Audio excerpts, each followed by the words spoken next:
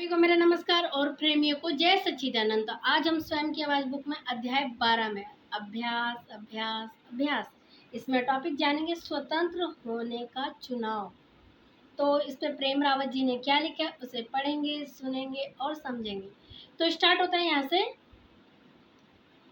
एक बार जब मैं उन लोगों से बात कर रहा था जो ज्ञान की विधि सीख रहे थे, एक आदमी ने कहा, मुझे डर लगता है। किसका डर? मैंने उत्तर दिया। मैं आगे नहीं बढ़ पा रहा हूँ। मैं इस अनुभव में नहीं जा सकता। क्यों?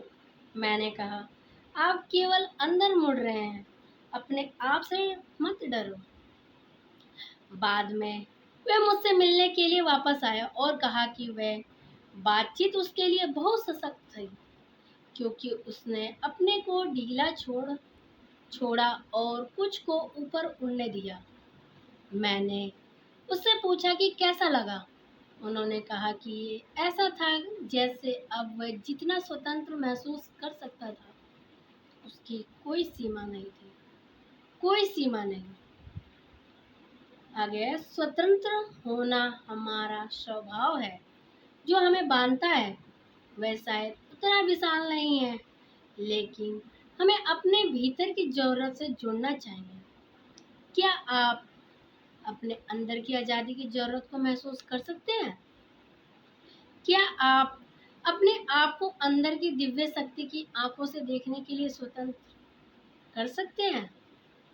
आगे, जब मैं बड़ा हो रहा था, मैंने मुक्ति के बारे में पक्षियों से एक सबक सीखा। यदि आप एक स्वतंत्र पक्षी को लेते हैं और उसे पिंजरे में रखते हैं तो वह बाहर निकलने के लिए संघर्ष करेगा। लेकिन क्या आप जानते हैं आखिरकार क्या होगा? अगर आप ज़्यादा दिन तक इंतजार करते तो वह उस पिंजरे में रहना सीख लेगा। एक दिन पिंजरे का दरवाज़ा खोलो तो सोचो क्या होगा। चिड़िया उड़ने की कोशिश भी नहीं करेगा। आगे है, मुझे पता है क्योंकि मैंने एक बार पिंजरे में रखे हुए कुछ पक्षियों को छोड़ने की कोशिश की थी। वे हिले भी नहीं थे। वे भूल गए थे कि आज़ादी का मतलब क्या होता है, और हमारे साथ भी ऐसा ही हो सकता है। आगे है, हमारे जीवन में जो कुछ भी हो रहा है वो हम हमेशा इस गहरी सच्चाई में जुड़ने के लिए स्वतंत्र है कि हम कौन हैं। जो वहाँ बाहर हो रहा है उसके नियंत्रण से मुक्त होने के लिए। लेकिन ये बात हमें अपने लिए चुननी होगी। जैसे जैसे हमारी सांसों की लय उठती है और गिरती है, ये हमारे लिए जीवन का चमत्कार लेकर आती है।